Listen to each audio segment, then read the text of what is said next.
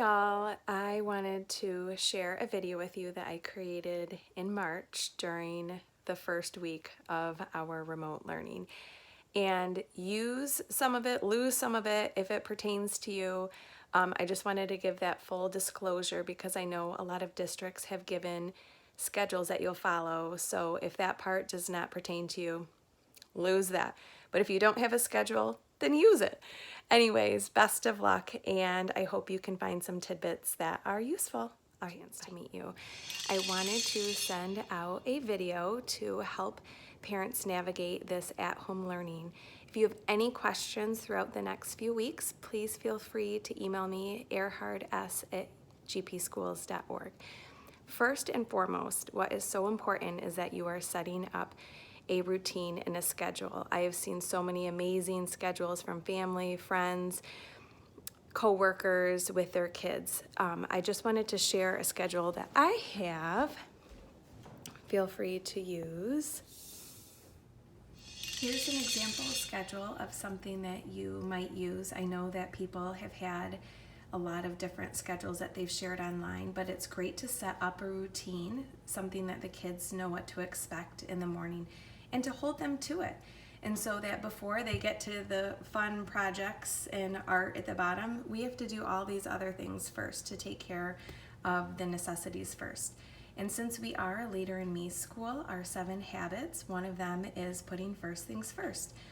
With our reading time, I'm going to go in more depth about that, but I wanted to just talk about that really quickly, that when you are reading and you happen to notice certain words that your child might either be needing to work on meaning-wise, that they might not know what the word means, or fluency, accuracy-wise, being able to accurately read the word, you can work on those words during centers and games.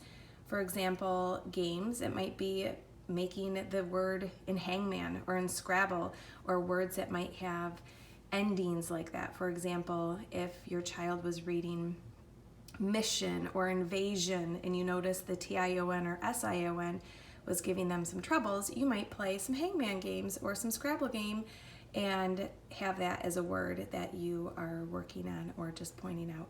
With your centers, what you could do is, while one of your kids is on a learning website, you could have the other child playing games with you, and then when the other child is on the learning website, that child is playing games as well. So it's taking what they're using from the reading and then incorporating that into their center and games. Another really easy idea is to take one of the words that your child is working on and have that be your word for the day or your word for a couple of days, and try to use that word throughout the day or just in conversation, or that might become the word for their Hangman or their Scrabble, the game the next day, just so it can create that vocabulary connection for them. You can also use sight words from reading as well to incorporate in your centers or games. During this period of time, you are going to be your child's #1 reading coach and supporter. And I want to give you some quick tips on how to do that. When your child is reading quietly, not just having them read independently on their own, but you can sit side by side with them and help coach them through some of their reading experiences.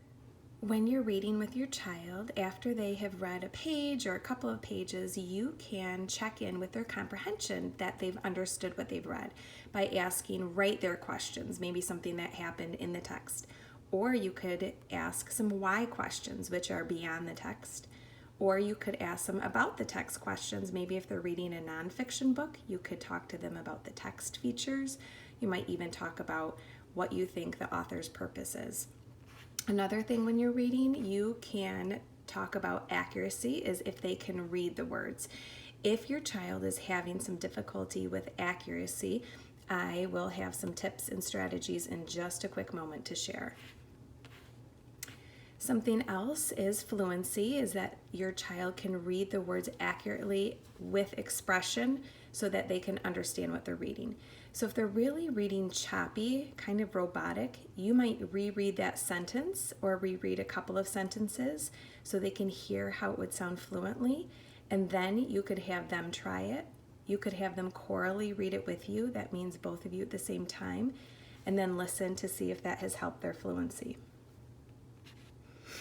Expand vocabulary is that you're understanding what those words mean. So kind of like that word invasion, that would be a word that, like, my daughter was able to read the word, but when I asked her to describe what that really meant, she had a hard time really describing and putting that into words.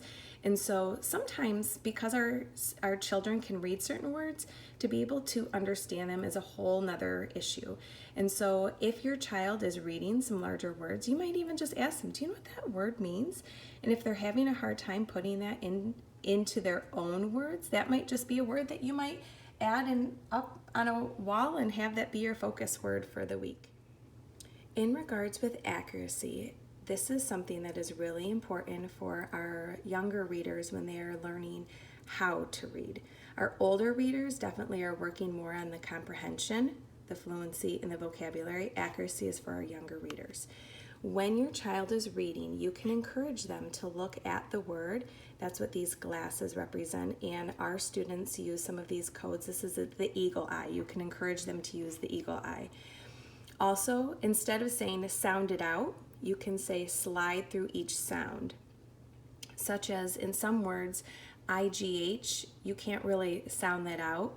So you might have to explicitly tell them what some of those vowel patterns or teams sound like.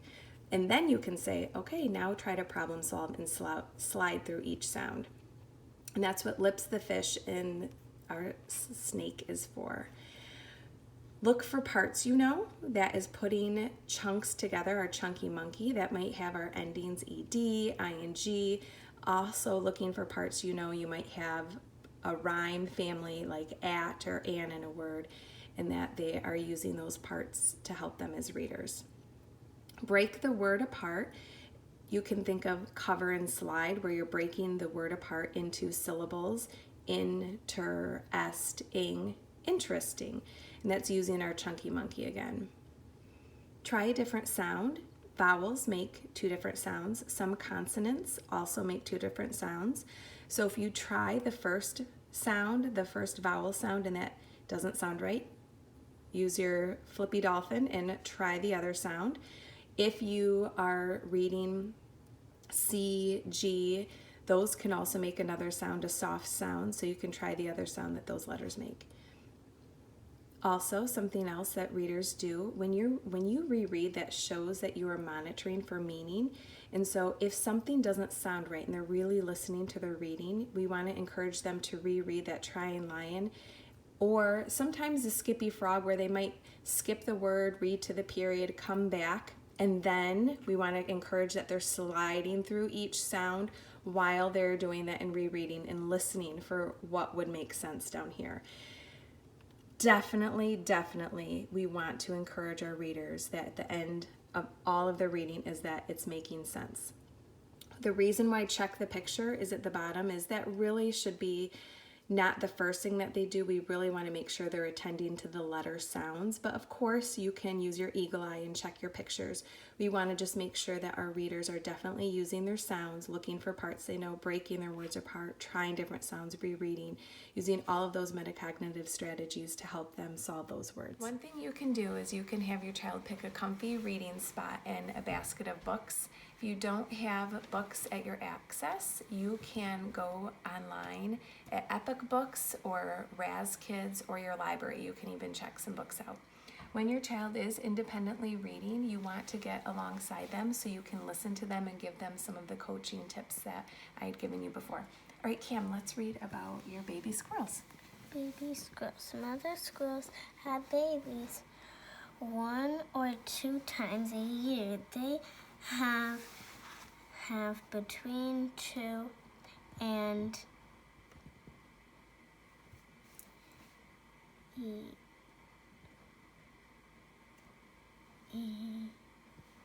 Good. In this word, E-I-G-H, those 4 letters say the sound A.